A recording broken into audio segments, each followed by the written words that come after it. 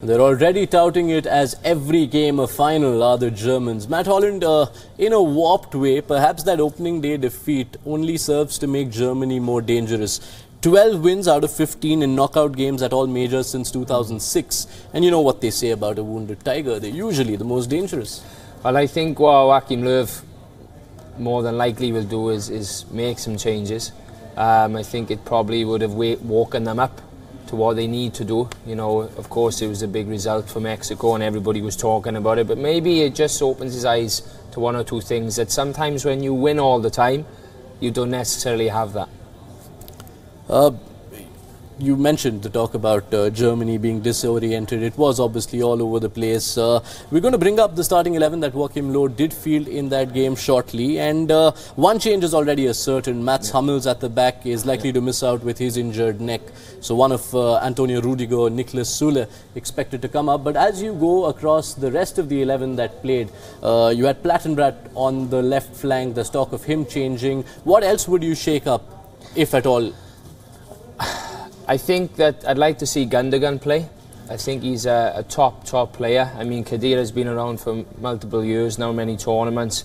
Toni Kroos I would never leave out. You know, he's an exceptional footballer and he'll always, I think, be the engine in that team. He'll step his game up, I think, for this one. So Gundogan and Kroos in midfield I'd like to see. And potentially Özil to come out. Özil to come out for Royce. Unfortunately, we'd all have to be seeing Leroy Sané on the left-hand side, but he's not here. So I think, you know, the one or two changes that will come in those positions. All right. If you look at the matchup between these two teams, the last two matches that these teams played, both during the 2014 World Cup qualifiers, yielded 16 goals. Germany winning the second 5-3 and the first was a 4-4 draw. But Sweden aren't a team which necessarily gives the world the kind of goals one wants to see. In their last 10 matches, 5 goals scored and 6 conceded.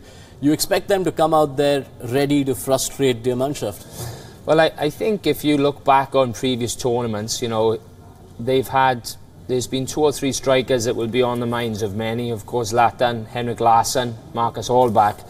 They don't really have that now. You know, they have a centre forward in Berg. I mean, he's playing in the Middle East now, if I'm correct. So again, that frustration element, I think, will come into it. I think they'll have no choice but to try and block and defend a little bit. But of course, they have a few players that also can turn one or two things. Very quickly, the curse of the champions, Matt, at World Cups this century. France in 2002, Italy 2010, Spain 2014.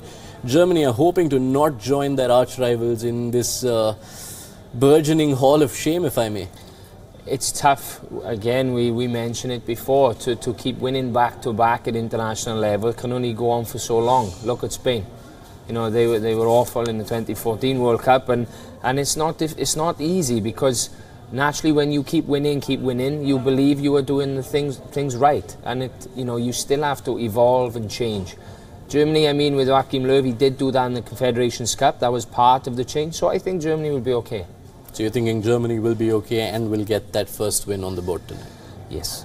And Matt Holland are in agreement. Germany's fate in the group will also be decided in no small part by what happens in the earlier fixture in Group F.